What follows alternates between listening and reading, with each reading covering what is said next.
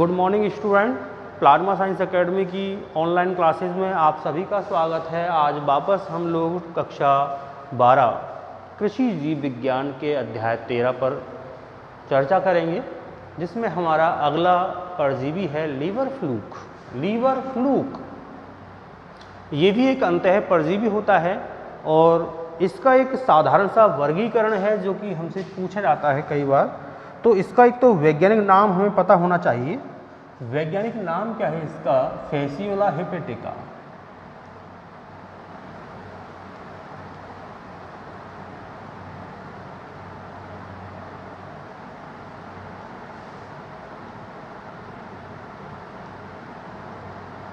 Fasciola hepatica liver fluke का वैज्ञानिक नाम हो गया। संघ आता है इसका प्लेटीहेलमिन्थीज।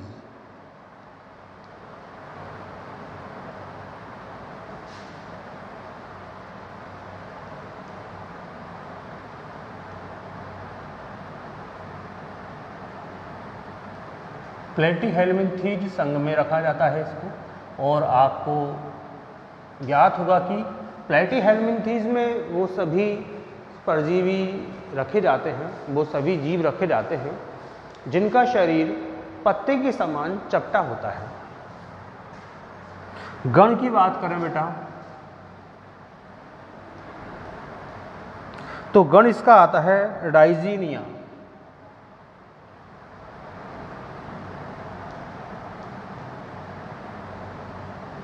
डाइजीनिया गण में आता है। वर्ग है ट्रिमेटोडा।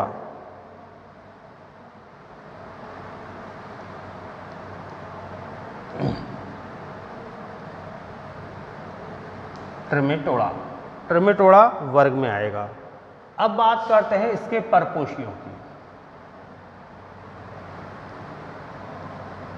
तो विशेष ध्यान देने योग्य बात है, परपोषी इसमें दो होते हैं, प्राथमिक परपोषी और द्वितीयक परपोषी।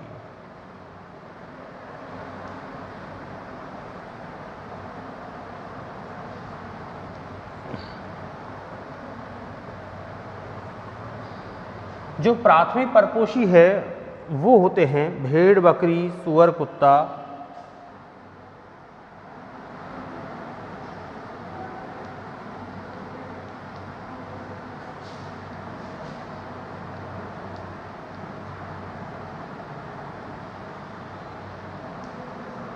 और द्वितीयक जो परपोषी है वो होता है स्नेल, जिसको घोंगा भी कहते हैं। स्नेल या घोंगा। तो लीवर फ्लूक का वैज्ञानिक नाम हो गया फेसियोला हेपेटिका। इसका वर्गीकरण में कौन से संघ में रखा जाता है? प्लेटीहेलमिन्थीज। गण डाइजीनिया, वर्ग ट्रिमेटोडा। और ये दो परपोषियों में अपना जीवन चक्र पूर्ण करता है, प्राथमिक परपोषी और द्वितीयक परपोषी। जो अपने जीवन चक्र का अधिकांश जो समय है वो तो प्राथमिक परपोषी के शरीर में व्यतीत करेगा। प्राथमिक परपोषी के रूप में भेड़, बकरी, सुअर, कुत्ता कुछ भी हो सकते हैं, ये सब कशेरुकी प्राणी हैं। और इसका जो द्वितीयक परपोषी है अर्थात अपने जीवन काल का कुछ समय दूसरे परपोषी के शरीर के भीतर व्यतीत करता है, तो इसका द्वितीयक परपोषी हुआ स्नेल या घोंगा।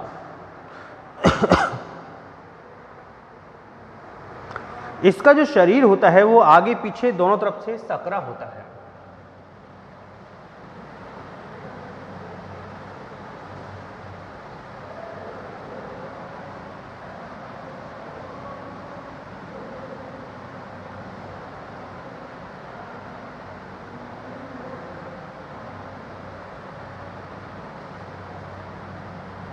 इस प्रकार से इसका जो मुख है वो शंकु के आकार का होता है।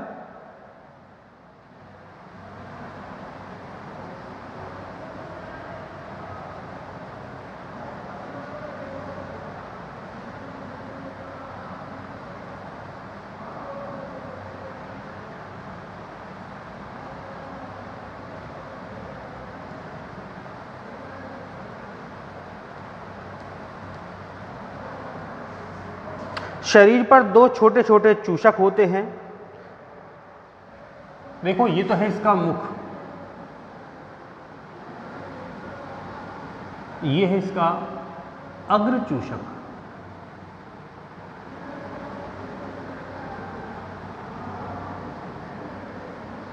और यह है इसका अधरीय चूषक।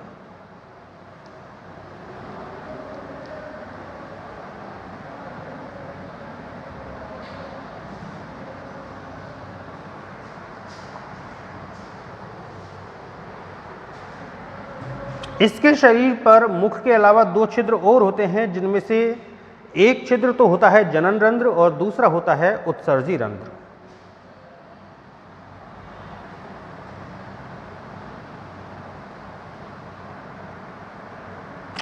ये एक उभयलिंगी प्राणी होता है जिसमें उत्सर्जन की क्रिया किससे होगी? ज्वाला कोशिकाओं से।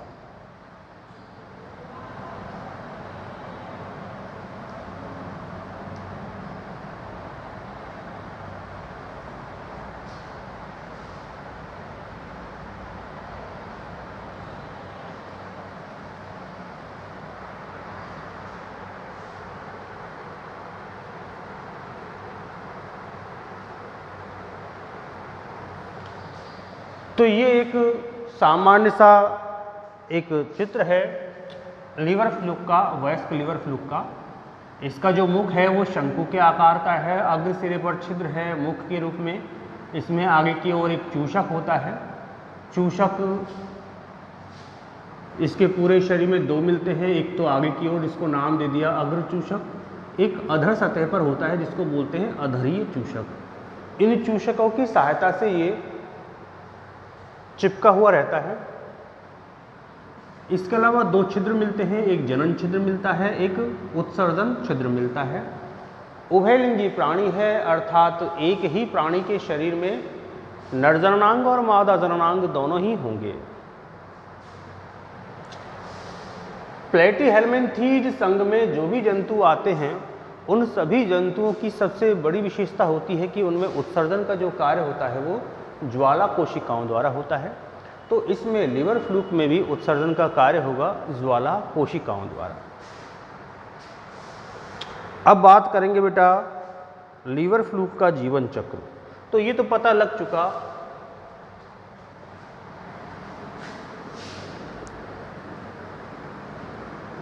जीवन चक्र।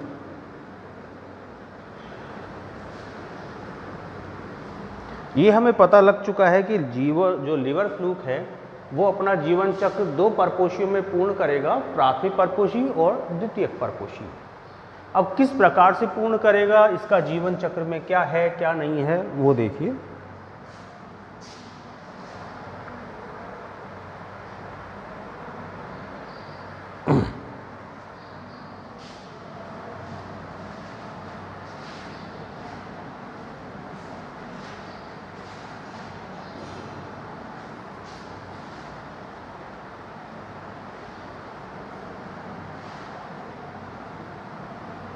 प्राथमिक परपोषी,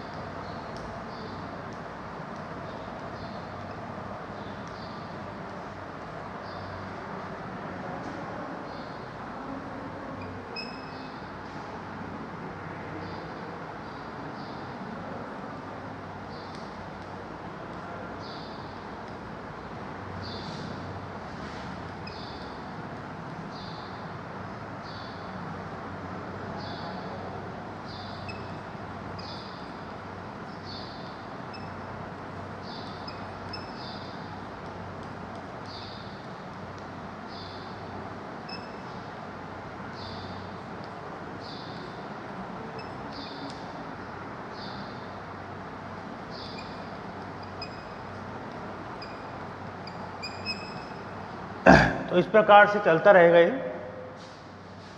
प्राथमिक परपोषी, फिर ये मैथुन क्रिया होगी, फिर अंडे त्यागे जाएंगे।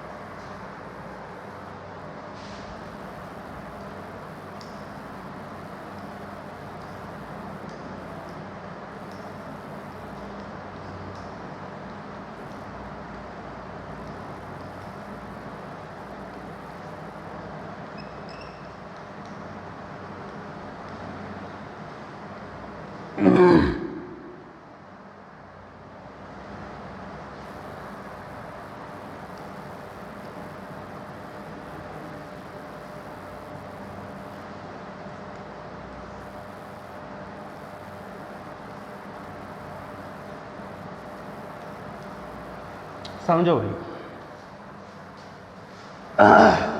लीवर फ्लूक का जो जीवन चक्र पढ़ रहे हैं बेटा, तो लीवर फ्लूक अपना जीवन चक्र दो परपोषियों के शरीर में पूरा करता है। स्टार्ट करते हैं।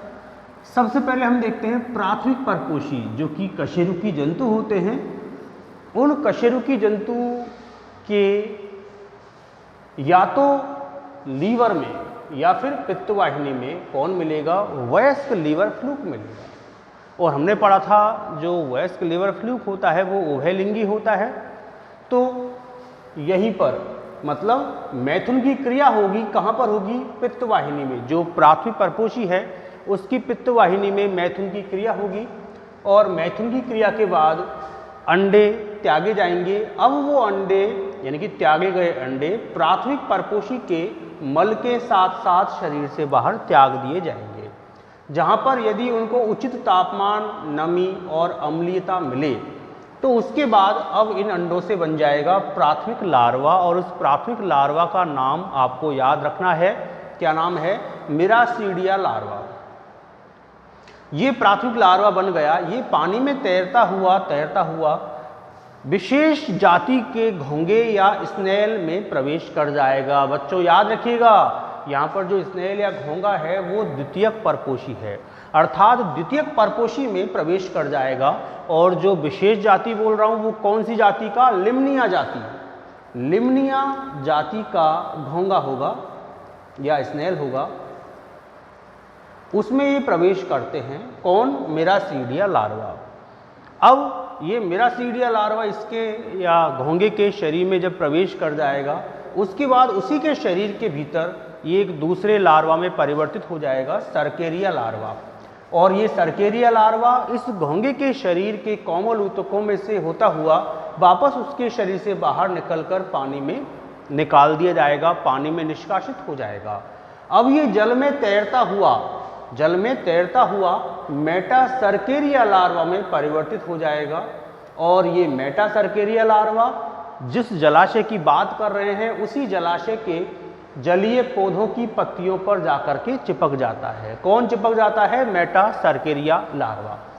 इन जलीय पौधों की पत्तियों को अब कौन खाएगा? जो भेड़ बकरी या जो प्राथमिक परपोषी हैं, भेड़ बकरी सूअर कुत्ता जो भी है, वो जब जल में आते हैं और इन जलीय पौधों की पत्तियों को खाते हैं तो ये फिर वापस कहाँ पर पहुँच जाएगा? कशेरुकी जंतुओं के शरीर में, और वापस वहाँ पर जाकर के यकृत या पित्तवाहिनी के अंदर अपने वयस्क रूप को धारण कर लेगा। तो इस प्रकार से लीवर फ्लूक अपना संपूर्ण जीवन चक्र 2 परपोषियों में पूर्ण कर रहा है। एक तो प्राथमिक परपोषी, दूसरा द्वितीयक परपोषी। द्वितीयक परपोषी यहाँ पर कौन होगा? लिमनिया जाति के घोंगे या स्नेल। एक और वापस देखें जीवन चक्र को, प्राथमिक परपोषी अर्थात जो कशेरुकी प्राणी है उनके लीवर या उनकी पित्तवाहिनी में लीवर फ्लूक मिलेगा वयस्क अवस्था में। यहाँ पर पित्तवाहिनी के भीतर मैथुन की क्रिया होगी और उससे वो अंडे त्यागेंगे। अब वो त्यागे गए अंडे प्राथमिक परपोषी के मल के साथ साथ शरीर से बाहर निकलेंगे, जहाँ पर उचित तापमान, नमी और अम्लीयता अगर उन्हें मिल जाए तो प्राथमिक लार्वा में बदल जाएंगे। प्राथमिक लार्वा का नाम याद रखना है आपको, मिरासीडिया लार्वा। ये मिरासीडिया लार्वा अब जल में तैरता हुआ जो द्वितीयक परपोषी है अर्थात लिमनिया जाति के घोंगे या स्नेल, उसके कोमल ऊतकों में से शरीर के भीतर प्रवेश कर जाएगा और वहाँ पर जाकर के दूसरे लार्वा में परिवर्तन हो जाएगा जिसका नाम है सर्केरिया लार्वा। ये सर्केरिया लार्वा वापस अब घोंगे के शरीर से बाहर निकलकर जल में तैरने लगेगा और तैरते हुए एक अलग से लार्वा में परिवर्तित हो जाएगा, मेटासर्केरिया लार्वा। ये मेटासर्केरिया लार्वा जलीय पादपों की पत्तियों पर चिपक जाएंगे। इन पादपों को कशेरुकी जंतु खाएंगे और अब ये वहाँ पर इन कशेरुकी जंतुओं के शरीर में जाकर पुनः वयस्क अवस्था में आ जाएगा। कहाँ पर? यकृत या पित्तवाहिनी के भीतर। तो ये कहानी हो गई लीवर फ्लूक के जीवन चक्र की। इसके बाद बात करें कि लीवर फ्लूक के महत्व क्या है। तो महत्व में आपको ये समझ में आ रहा होगा, इसके फायदे तो नहीं मिलेंगे, इसके नुकसान ही होंगे। तो लाभ नहीं है, हानियाँ ही हैं। कौन कौन सी हानियाँ हो सकती है? लीवर फ्लूक भेड़ के यकृत में पाया जाता है और यकृत तथा पित्तवाहिनी को क्या कर देता है? क्षतिग्रस्त कर देता है, जिससे कि बहुत सारे संक्रमण हो सकते हैं। इसके द्वारा लीवर की क्रियाशीलता, जिस कशेरुकी जंतु के लीवर में ये मिल रहा है उस लीवर की जो क्रियाशीलता है वो घट जाती है। लीवर काम करना कम कर देता है या बंद कर देता है। उस जंतु या उस कशेरुकी प्राणी की जो उपापचय की क्रियाएं हैं वो बंद पड़ जाती हैं। दूसरी बात, जब पित्ताशय में ये पहुंचता है तो वहाँ पर कैल्शी भवन के कारण पथरी या जिसको अपन स्टोन बोलते हैं, तो पथरी जैसी समस्याएं उत्पन्न हो जाती हैं। जो कशेरुकी प्राणी है उसके जबड़ों पर जल से भरे हुए छाले बन जाते हैं तथा उस पशु में खून की कमी आ जाती है, क्योंकि ये लीवर फ्लूक उस पशु के, उस कशेरुकी प्राणी के शरीर से ब्लड को या खून को लगातार चूसता रहता है। भूख कम लगती है, क्योंकि लीवर पर संक्रमण हो रहा है तो भूख कम लगेगी। इसके अलावा भेड़ की बात कर रहे हैं, क्योंकि मेन जो प्राथमिक परपोषी है वो भेड़ होती है, तो भेड़ के शरीर पर जो ऊन बनती है वो जल्दी ही गिर जाती है। दूध की मात्रा बहुत कम बन पाती है। भेड़ से जो दूध मिलता है या जो भी कशेरुकी बकरी है उनसे जो दूध मिलता है उसकी मात्रा बहुत कम हो जाती है। लीवर फ्लूक का अधिक संक्रमण हो जाए तो जंतु की क्या हो जाएगी? मृत्यु भी हो जाती है। लीवर फ्लूक के अत्यधिक संक्रमण से जंतु की मृत्यु भी हो सकती है। तो इस प्रकार से बेटा ये आपका हो गया है लीवर फ्लूक। धन्यवाद।